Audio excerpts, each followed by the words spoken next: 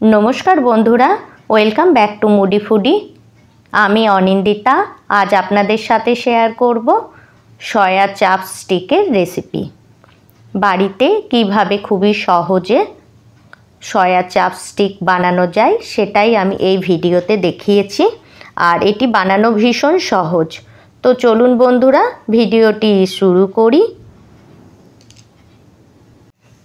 तो सबार प्रथम सया चापस्टिक बानाबार जोन्नो आमी 150 ग्राम छोटो साइजे सयाबिन निये निয়েছি।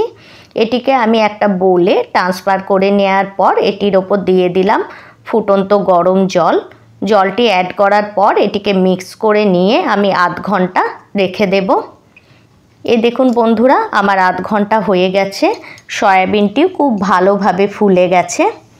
এই সয়াবিনটিকে আমি হাতের সাহায্যে খুব ভালোভাবে চিপে চিপে জল ঝরিয়ে নিয়েছি। এখন এটিকে আমি মিক্সার গ্রাইন্ডারে ট্রান্সফার করে দিলাম। ট্রান্সফার করে এর একটা পেস্ট বানিয়ে নিলাম। পেস্টটা একটু দানা দানা হবে। এখন এই যে সয়াবিনের পেস্টটি আমি বানালাম সেটিকে আমি একটা বড় বাটিতে ট্রান্সফার করে নিলাম। এই দেখুন বন্ধুরা সয়াবিনের পেস্টটিকে একটা বড় বাটিতে ট্রান্সফার করে নেওয়ার পর এটির উপর আমি দিয়ে দেব স্বাদ অনুযায়ী লবণ আর একটু একটু করে ময়দা দিয়ে এটিকে আমি মেখে নেব। একটু নরম ভাবে মাখতে হবে আর এটি মাখার সময় জল অ্যাড করার দরকার হবে না।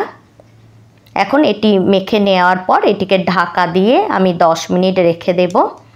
আমার 10 মিনিট হয়ে গেছে। এখন এটি থেকে আমি এটা শেপ দেব, সয়া চাপস্টিকের শেপ দেব। তার জন্য আমি এই চাকলার উপর একটু আমি ময়দা ছড়িয়ে নিলাম। তারপর এটা থেকে একটা বড় সাইজের অংশ এইভাবে নিয়ে নেওয়ার পর এটিকে আমি বেলে নেব।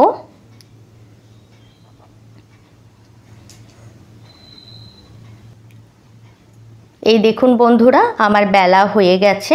এখন এটিকে আমি পিৎজা কাটারের সাহায্যে এটিকে এইভাবে আমি কাট করে নেব। আর এদিকে আইসক্রিম স্টিকগুলিকে আমি ভালো করে ওয়াশ করে নিয়েছি।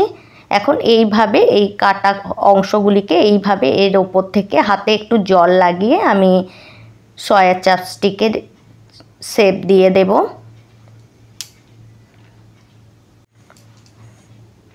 আপনারা এটার এই রকম ভাবে শেপ দিতে পারেন অথবা আমি আরো একটা প্রসেস দেখিয়ে দিচ্ছি।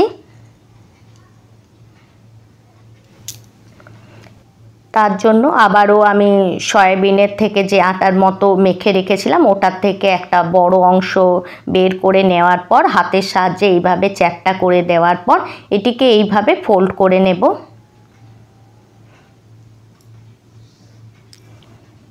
আপনারা এই দুই ধরনের প্রসেসের মধ্যে যে কোনো একরকম প্রসেসে এই সয়া চাপস্টিকগুলির শেপ দিয়ে দিতে পারেন।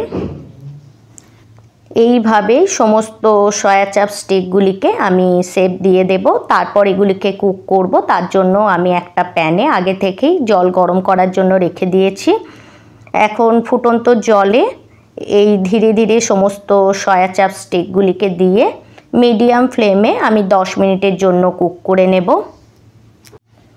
বন্ধুরা আপনারা এইভাবে সয়া চাপস্টিক বানিয়ে ঠান্ডা করে একটা এয়ারটাইট কন্টেনারে ভরে ডিপ ফ্রিজে রেখে এটিকে আপনারা 1 সপ্তাহ পর্যন্ত স্টোর করতে পারেন।